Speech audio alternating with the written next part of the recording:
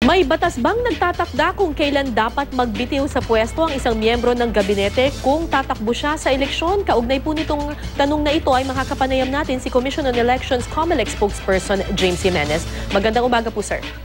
Magandang umaga po, ma'am. Good morning. Okay, sir. May legal bang batayan yung panawagan nito ni Manila Mayor Joseph Estrada na dapat daw magbitiw na sa pwesto yung mga miyembro ng gabinete na posibleng tumakbo or maugong natatakbo daw sa eleksyon 2016? Well, ayon po sa mga established rules natin, baka mukhang medyo premature yung panawagan na yan. Premature. Dahil, opo, nakalagay po kasi sa mga regulations natin, ang taong mag-file ng Certificate of Candidacy na appointed official din ay deemed resigned. No? Ibig sabihin, hindi siya kailangan mag-resign muna bago mag-file. Kapag nag-file siya, automatic resigned na kagad siya.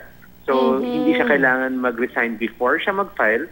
Kailangan lamang na kapag nag-file na siya, considered resigned na siya. Alright. Pero may mga nagsasabi, sir, kasi baka maging gamitin nila yung pondo ng gobyerno for early campaigning, lalo pat nasa posisyon sila ngayon, sir.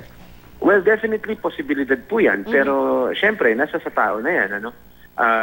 Both doon sa appointed official concerned na siguraduhin niyang hindi niya abusuhin yung posisyon niya. At nandun sa mga tumitingin, yung mga voters din who are vigilant, who make sure na walang ganyang klaseng possibility. Remember, ang responsibilidad po ng COMELEC ay pumapalo pag nag-file na sila ng Certificate of Candidacy rin.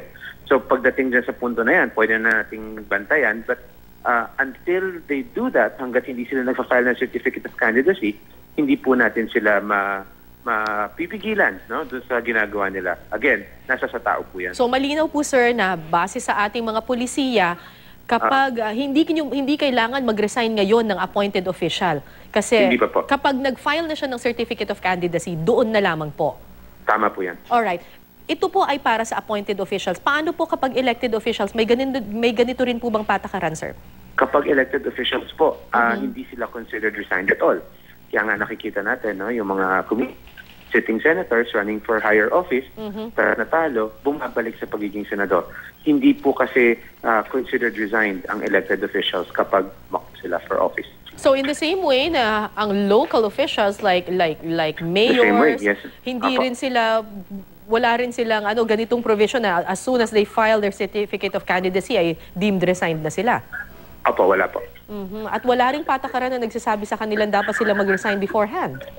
Wala rin po. So again, nasa sa tao po yan. Alright, maraming salamat po sa inyong oras. COMELEC spokesperson James Jimenez. Thank you, sir.